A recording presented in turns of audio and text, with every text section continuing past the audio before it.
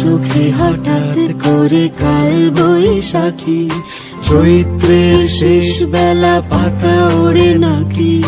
গত বছরের মায়া ভেঙে যাবে বলে রাজপথ ভেসে গেছে অচেনা কাজলে।